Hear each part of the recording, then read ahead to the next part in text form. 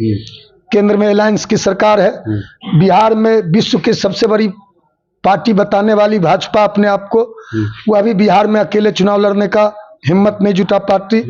तो हम लोग निश्चित रूप में से अलायंस में लड़ेंगे, गठबंधन में लड़ेंगे, बड़े गठबंधन में लड़ेंगे, लेकिन हमारी तैयारी 243 पे चल रही है। 243 सीट पर हम अपने आप को मजबूत कर रहे हैं। भारत रत्न जन नायक कर्पूरी ठाकुर जी का 101वीं जयंती मनाया गया है।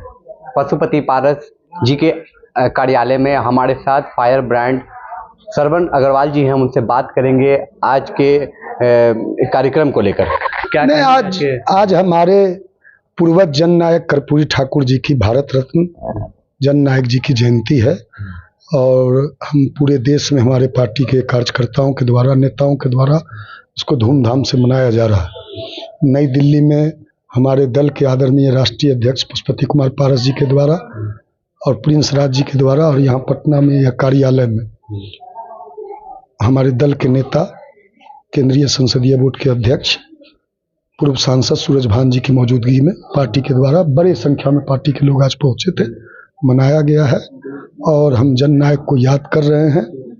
और जो यह हुकूमत है एनडीए की सरकार की बिहार में, इस हुकूमत को भी हटाना बहुत ज़रूरी है।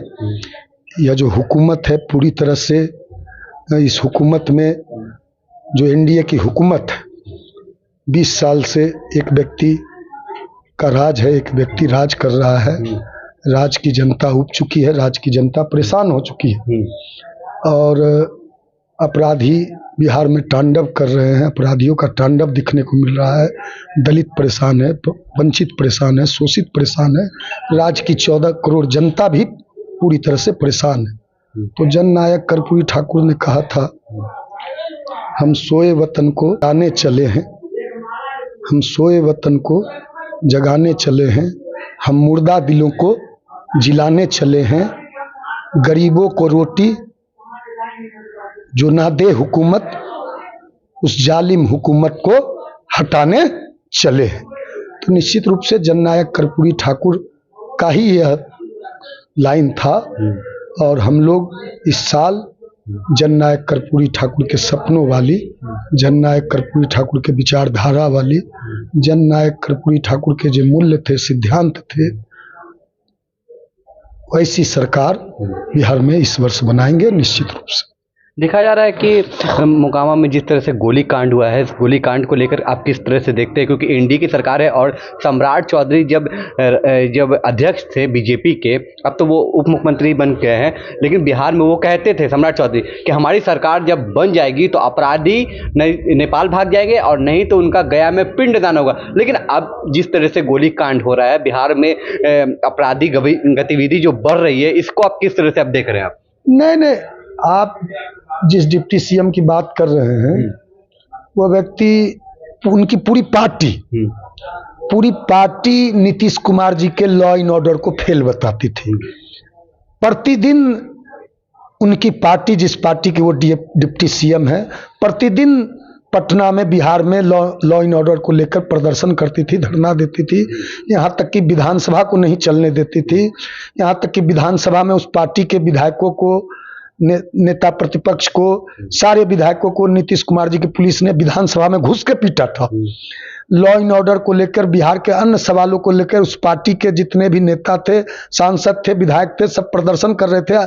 आज से 2 साल पहले डकबंगला पे तो नीतीश कुमार जी की पुलिस ने भारतीय जनता पार्टी को, विधायकों को, सांसदों को, नेताओं को दौड़ा के पीटा था। यहाँ तक कि जनार्दन सिंह सिग्रीवाल जी हैं, सांसद हैं भाजपा को, उनको इतनी बुरी तरह से पटना पुलिस ने पीटा था कि वो आईजीएमएस में भर्ती हो गए थे। तो और उन लोगों ने संकल्प लिया था, अब वो लोग अपने संकल्प को भूल गए हैं। उस समय भाजपा के प्रदेश अध्यक्ष थे, पगड़ी बांधा था उन्होंने, कहा था कि इस जालिम सरकार को हम हटाएंगे, इस मुख्यमंत्री नीतीश कुमार जी को गद्दी से उतारेंगे, तभी इस पगड़ी को उतारेंगे।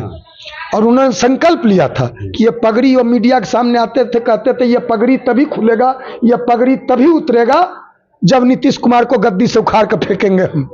लेकिन आज हुआ, नीतीश कुमार जी का वकालत कर रहे हैं, कानून व्यवस्था को सही बता रहे हैं तो उनका चश्मा बदल गया है, तो उनके चश्मे का नंबर भी बदल गया है, तो उस पर कोई हम टिप्पणी नहीं वही करेंगे। सम्राट चौधरी हैं जो कहते थे कि नीतीश कुमार का कल्याण बिघा में हम कुटिया बनवाएंगे। अरे क्या क्या नहीं कहते थे। उन शब्दों को हम शब्दों के मर्यादा को ताक पे नहीं रखना चाहते। हम शब्दों के मर्यादा के अनुरूप ही बोलने वाले व्यक्ति हैं, और शब्दों के मर्यादा को तार तार करते हुए नीतीश कुमार जी पे वो व्यक्ति बोलते थे। क्या नहीं बोले थे, क्या नहीं नीतीश कुमार जी के बारे में, नीतीश कुमार जी के मानसिक स्थिति पे सवाल उठाते थे। नीतीश कुमार जी के क्या क्या नहीं बोलते थे। जनता पार्टी के विधायक क्या नहीं बोलते थे। भारतीय जनता पार्टी के विधायक, एक महिला विधायक है, क्या कह रही थी विधानसभा में पत्रकारों को उनके बारे में कि उनका मुंह भभका था, क्या नहीं बोलती थी। जिस समय नीतीश कुमार जी ने विधानसभा के अंदर में चलते सदन में, दोनों सदन में महिलाओं के बारे में, तो भाजपा और यहां तक कि प्रधानमंत्री नरेंद्र मोदी जी ने भी नीतीश कुमार जी के बारे में क्या नहीं कड़ा टिप्पणी किया था। जिस तरह से नीतीश कुमार कहते थे कि हम कहते हैं कि हमारे राज्य में महिलाएं सुरक्षित है, लेकिन जब बीपीएससी के छात्र जब धरना प्रदर्शन करते हैं तो उन्हीं महिलाओं को, उन्हीं बेटी को जेस पुलिस के द्वारा पीटा जाता है, लाठियों से पीटा जाता है। देखिए, आदरणीय नीतीश कुमार जी बड़े नेता हैं, अब उन पे हम टिप्पणी नहीं करना चाहते, लेकिन जिस तरह बेगूसराय में एक सप्ताह पहले उन्होंने बयान दिया कि पहले महिलाएं, लड़कियां कपड़ा कहां पहनती थी, कपड़ा पहनवे नहीं करती थी। हम जब से मुख्यमंत्री बने, हम सरकार में आए, तब से महिलाएं कपड़ा पहनने लगी। अब ऐसे मुख्यमंत्री पे क्या जवाब देना, ये सम्राट चौधरी से जाके पूछिएगा, वही इस पर टिप्पणी करेंगे। उन्हीं से पूछिए, उनके मुख्यमंत्री हैं, है ना। ऐसे तो हैं बिहार के मुख्यमंत्री। अच्छा, बिहार में विधानसभा चुनाव भी है, और पार्टी जो है ये अकेले ही चुनाव लड़ेंगे या फिर इंडिया गठबंधन के साथ चुनाव लड़ेंगे? अरे, भारतीय जनता पार्टी जो एनडीए की हुकूमत है, डबल इंजन की, केंद्र में अब की बार 400 पार, अब की बार 400 पार नारा लगाने वाली भारतीय जनता पार्टी अकेले 400 सीट जीतने का अहंकार और दम्भ भरने वाली पार्टी 240 पे सिमट गई।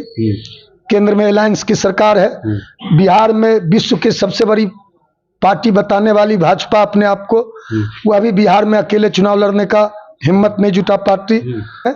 अपने उम्मीदवारों का चयन भी कर रहे हैं, मजबूत उम्मीदवारों को, जहां जहां हमारे मजबूत उम्मीदवार हैं बिहार में, निश्चित रूप से हमारी पार्टी मजबूती से 243 सीट पर लड़ेगी। 243 सीट पर लड़ने का मतलब ये कि हम जहां रहते हैं, जिस गठबंधन के साथ रहते हैं, ईमानदारी के साथ रहते हैं। ये नहीं कि हम गठबंधन का वोट ले लें और हम अपना वोट ट्रांसफर नहीं करा, हम अपना वोट पूरी ईमानदारी से ट्रांसफर भी कराते हैं। तो 243 पे जो गठबंधन का स्वरूप होगा, गठबंधन के सभी हमारे जो लोग हैं वो जीते गठबंधन में। तो गठबंधन, किस गठबंधन में जाना है, किस गठबंधन के चुनाव लड़ना है, गठबंधन का आकार क्या होगा, प्रकार क्या होगा, स्वरूप क्या होगा, अलायंस कैसे होगा, किसके साथ होगा, इन सभी बातों पर मार्च महीने में नेशनल एक्जीक्यूटिव की राष्ट्रीय कार्यकारिणी की बैठक पटना में बुलाई गई है, और सेंट्रल पार्लियामेंट्री बोर्ड की भी बैठक बुलाई गई है। दोनों दिन की बैठक में अंतिम मोहर लगा दिया जाएगा, अंतिम फैसला ले लिया जाएगा, और राष्ट्रीय अध्यक्ष के नेतृत्व में, पारस बाबू के नेतृत्व में हम लोग पूरी मजबूती से चुनाव लड़ेंगे, और इस साल सामाजिक न्याय की सरकार बिहार में बनाएंगे। शुक्रिया हमसे बात करने के लिए। तो ये हमारे साथ श्रवण अग्रवाल जी थे, जो कि आज जितने भी आपराधिक गतिविधि है इस पे हमने बात किया, मोकामा पे गोलीकांड पे बात किया, आने वाली विधानसभा चुनाव के मुद्दे पे हमने बात किया। अब देखना यह है कि अब बिहार में जो विधानसभा चुनाव हो रहा है, क्या राष्ट्रीय लोक जनशक्ति पार्टी अकेले चुनाव लड़ेगी या फिर इंडिया गठबंधन के साथ चुनाव लड़ेगी। इस तरह के तमाम खबरों से अपडेट रहने के लिए आप हमारे चैनल को लाइक, शेयर, सब्सक्राइब जरूर करें। मैं गुफरान, पटना से।